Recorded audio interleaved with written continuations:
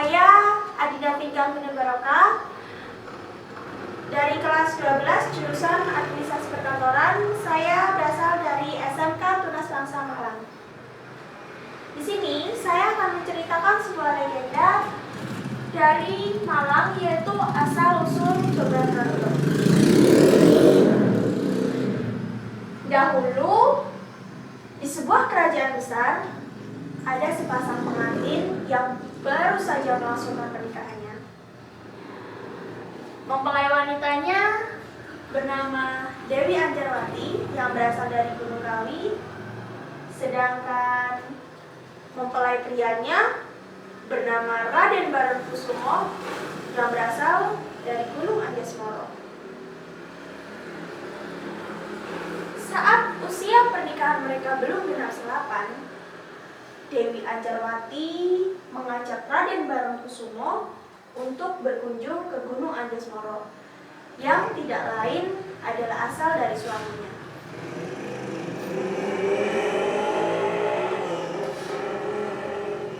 Ibu, bolehkah aku izin ke rumah mertuaku?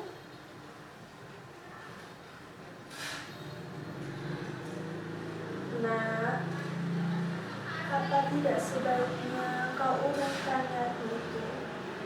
Usia pernikahannya kan belum genap 8, pamali. Bu, apa yang ibu risaukan? Aku tidak pergi sendirian, aku bersama suamiku.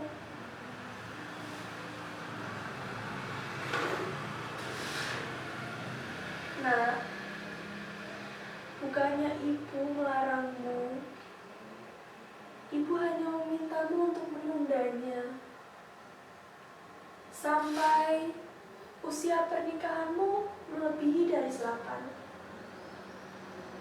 Kata orang, jika ada pengantin baru yang usia pernikahannya belum genap 8, lalu ia bepergian, akan mudah hal buruk terjadi padanya. Ibu tidak ingin itu terjadi padamu dan suamimu. Ibu, aku tidak pergi sendirian. Aku bersama suamiku. Kami juga ditemani pengawal dan para dayang kami. Ibu tidak usah khawatir. Ibu cukup mendoakan kami. Semoga nantinya dalam perjalanan tidak terjadi apa-apa. Nah, bagaimana jika benar yang dikatakan orang-orang itu, dan nantinya kamu mendapat malapetaka bersama suami? Ibu tidak akan pernah siap dengan hal apapun. Sudahlah, Bu, buang jauh-jauh pikiran kolotmu itu. Aku tidak ingin macam-macam. Aku hanya ingin menemui mertuaku, tidak lebih.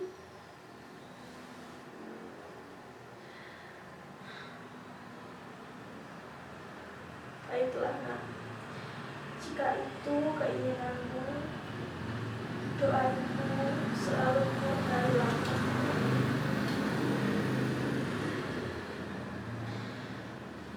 Ibu Dewi Anjarwati akhirnya mengizinkan Dewi Anjarwati dan Raden Baron untuk berkunjung ke Gunung Anjasmara. Hari keberangkatan mereka pun tiba. Mereka meminta izin kepada ibundanya, dan Ibu Dewi Anjarwati kembali menanyakan hal yang sama. Berharap semoga kedua anaknya dapat berubah pikiran dan mau menunda keberangkatan mereka.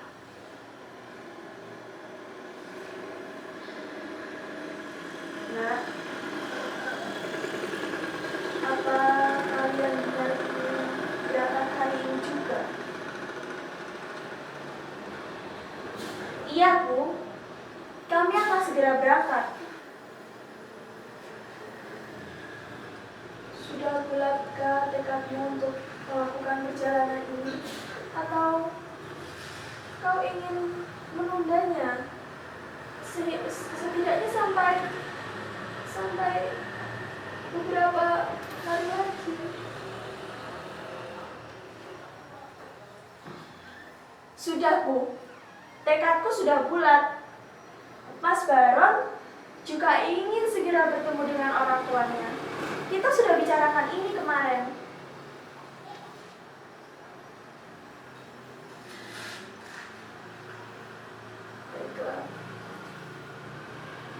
Baiklah jika itu kemauan kalian. Menantuku, kupercayakan putriku kepadamu. Jaga diri kalian baik-baik. Jika sesudah, cepat pulang dengan keadaan utuh dan selamat.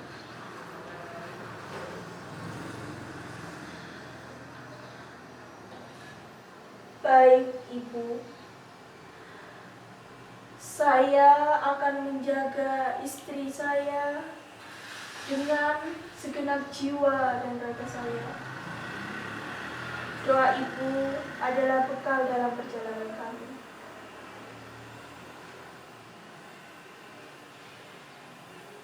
Seraya menahan tangis, Ibu Dewi Anjarwati akhirnya melepas kedua anaknya yang pada saat itu usia pernikahan mereka belum sampai pada masa selapan. Dewi Anjarwati dan Raden Baron pun berangkat menuju Gunung Andasmoro beserta pengawal dan dayang-dayangnya. Mereka membawa perbekalan berupa buah sebagai bekal selama perjalanan.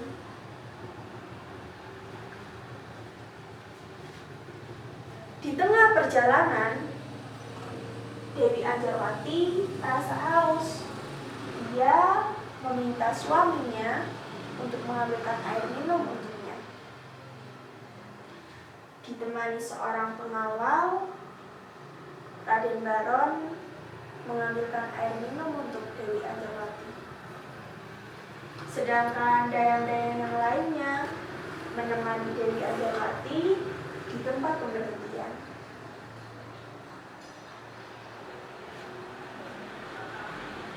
Jernih sekali air sungai ini.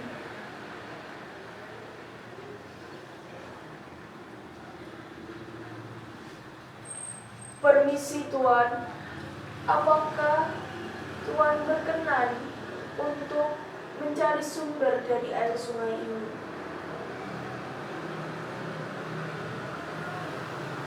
Baiklah, mari kita cari sumbernya. Aku yakin sumbernya pasti lebih jernih dari ini. Aku ingin mandi sebentar di sana. Semakin lama Raden Baron berjalan, ia semakin mendengar suara gemericik air yang makin keras. Ternyata suara itu berasal dari sebuah coban yang sangat tinggi dengan pemandangan yang sangat indah. Langsung saja Raden Baron menyuruh pengawalnya mengambilkan air minum untuk Dewi Anjarwati. Kemudian ia pun langsung mandi di aliran coban tersebut. Sementara di tempat pemberhentian, ternyata dari tadi ada sosok yang diam-diam memperhatikan Dewi Anjarwati. Sosok itu adalah Joko Lono, seorang kesatria yang sedang berburu di hutan. Joko Lono terpesona melihat kecantikan Dewi Anjarwati dan berjalan mendekatinya.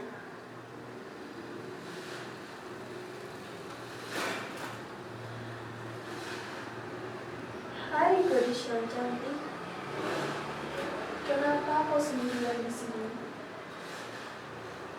Siapa kau? Untuk apa kau menghampiriku?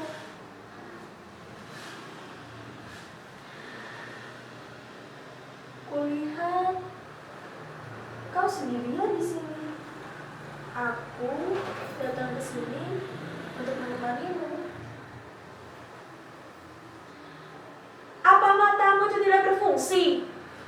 Aku di sini bersama dayang-dayangku. Kenapa bisa-bisanya kau bilang aku sendirian? Jangan macam-macam ya, aku ini sudah bersuami. Sudah, tidak usah marah-marah. Jika kau terus marah-marah, kecantikanmu akan hilang. Lebih baik kau duduk diam di sini, biar aku yang menemani. Suamiku dan pengawalnya sedang mencarikan air minum untukku. Pergi kau dari hadapanku.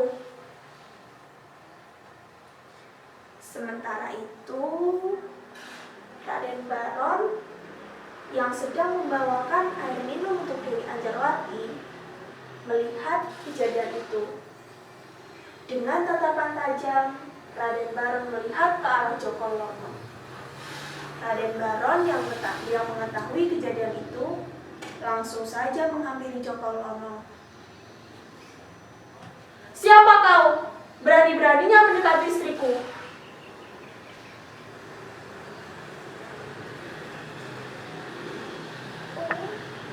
Oh, ternyata wanita cantik ini istrimu. Beruntung sekali kau mendapatkannya.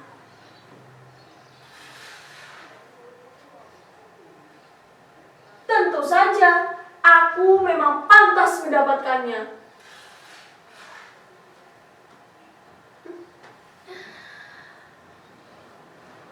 Bolehkah buat aku saja istrimu itu? Aku pasti tidak akan pernah meninggalkannya di hutan sendirian. Kurang ajar, langkai dulu mayatku. Raden Baron yang tersulut amarahnya tidak kuasa menahan diri.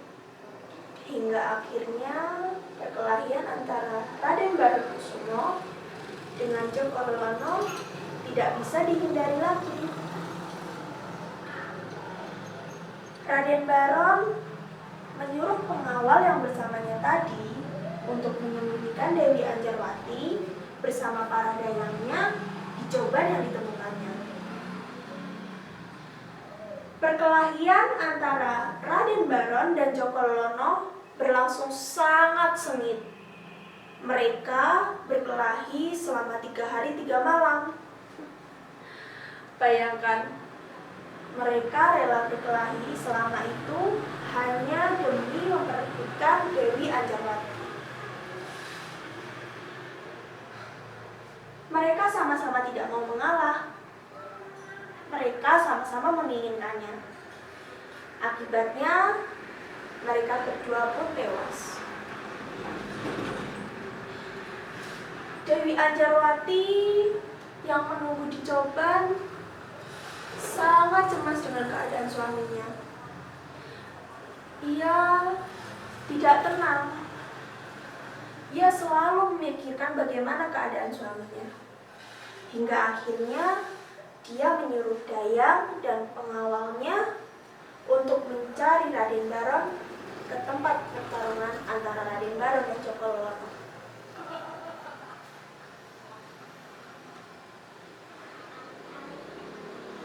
Tuan Putri,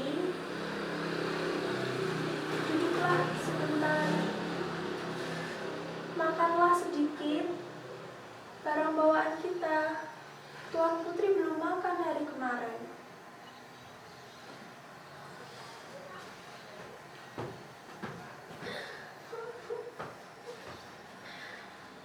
Bagaimana aku bisa tenang sementara suamiku sedang bertarung di sana?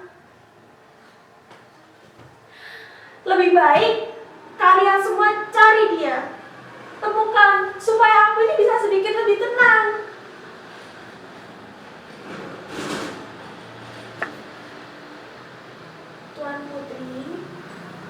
Bagaimana kami bisa meninggalkan Tuan Putri sendirian di tempat seperti ini?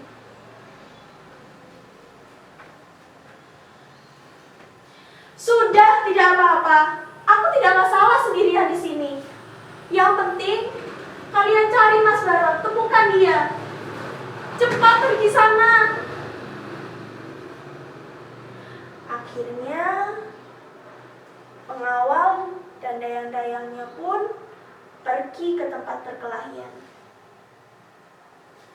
Sesampainya di sana, mereka sangat terkejut melihat Raden Baron dan Jokolono telah tewas. Akhirnya mereka cepat-cepat saja kembali ke tempat persembunyian Dewi Ajawati dan menyampaikan berita tersebut.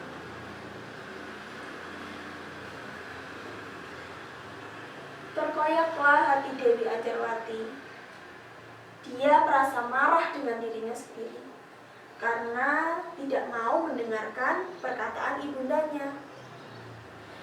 Dia tidak mau merasakan itu sendirian.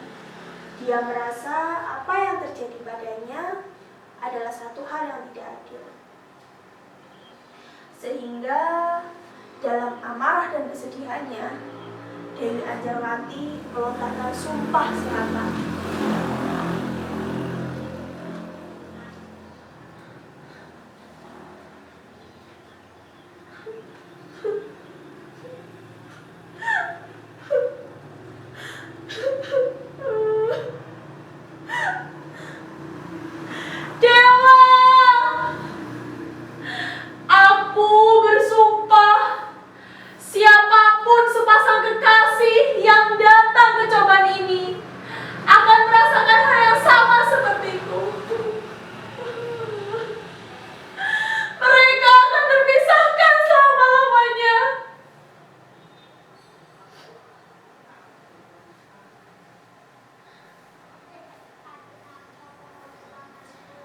Sejak saat itulah Dewi Ajawati sering duduk di atas batu besar yang berada di bawah jamban tersebut.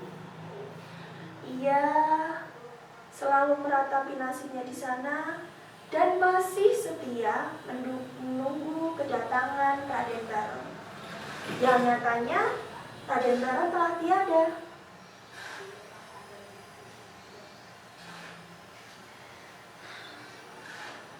Saat ini, tempat persembunyian Dewi Ajawati dikenal dengan sebutan Coban Rondo.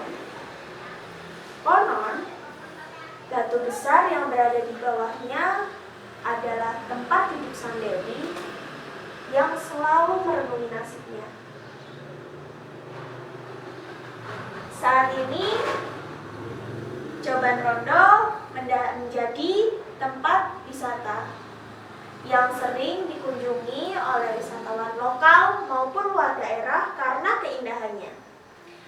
Mitos yang melekat pada Coban ini menjadi salah satu daya tarik tersendiri bagi pengunjung yang datang ke sana.